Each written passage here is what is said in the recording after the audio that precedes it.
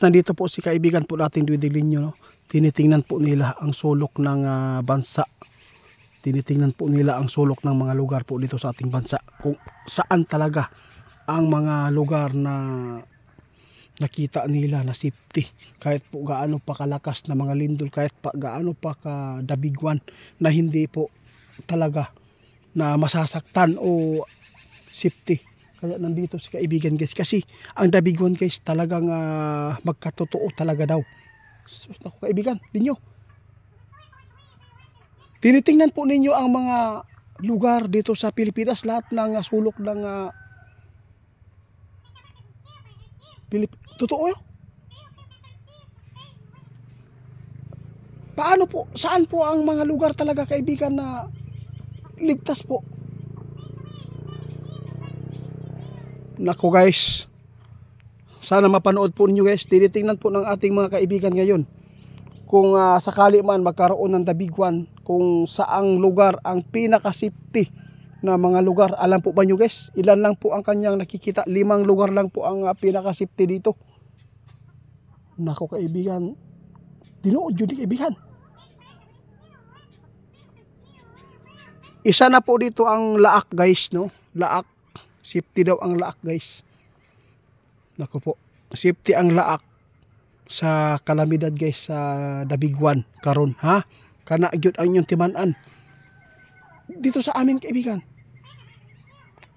Alam po nyo guys, dito sa aming lugar, dito sa bukid, dito sa malapit sa bahay kong bago din, safety din po yan. Pero doon sa city namin, hindi pa rin safety guys, dahil po malapit po talaga sa dagat din yan, dyan po sa Mako, Davao de Oro. Kaibigan, asa pa ang ikalima?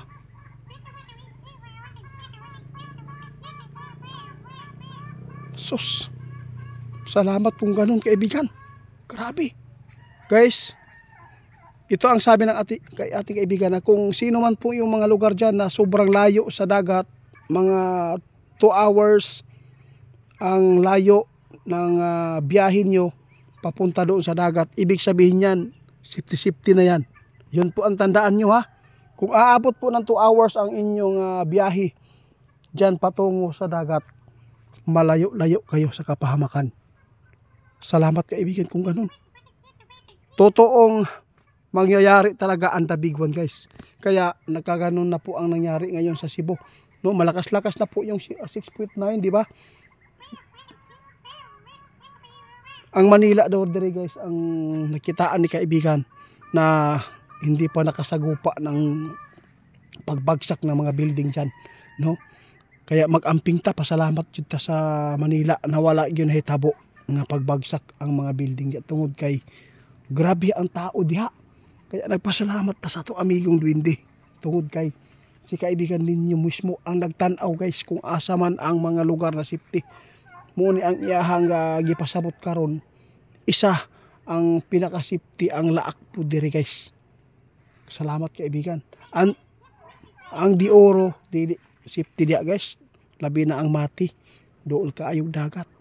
Mugyod na ang pinaka luig ayo. Sus nako po.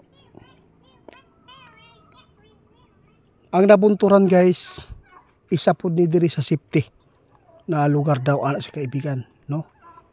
Na may mga bukid diha na patag, layo-layo po siya og kuan.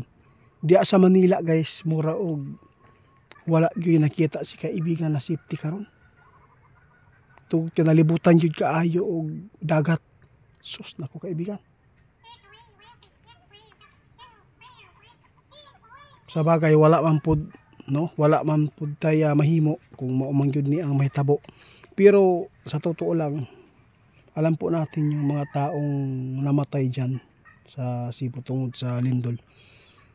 Hindi ako maniniwala na walang mabuting tao diyan na naisali. Hindi ko mutuo na hindi sila nananalangin. Alam po natin yan. Kaya nangyari po sa kanila yan dyan. Alam po ba niyo kung bakit? Sabi ng ating kaibigan, nakatadhana na talaga sa kanila. Kaibigan, tama kayo. karon guys, nagpaabot gid si kaibigan. Nakita ng ating kaibigan may magaganap daw na dabiguan talaga. Tsunami. Dito nyo malalaman guys ang dabiguan kung mag-abot og 9.9 magnitude diri sa Pilipinas, mauna panghitabo na dili na gid maiwasan ang dagat na mo-create na og tsunami. Kana ang inyong ampigan karon. Kung naa gani mga ipinapaabot sa PBOLCS, ayaw mo paggahi-gahi og ulo kay para dili maulahi ang tanan. Kaya kining amua dili man ni panghadlok pud guys ang amua diri na makapagbigay ng babala kasi daghan mangud kayo ang nagpuyo sa dagat karon na wala nakapanood ba, kampante lang, okay lang, wala man pila ka tuig naman diri, wala may nahitabo, wala man minaabot og mga ingana.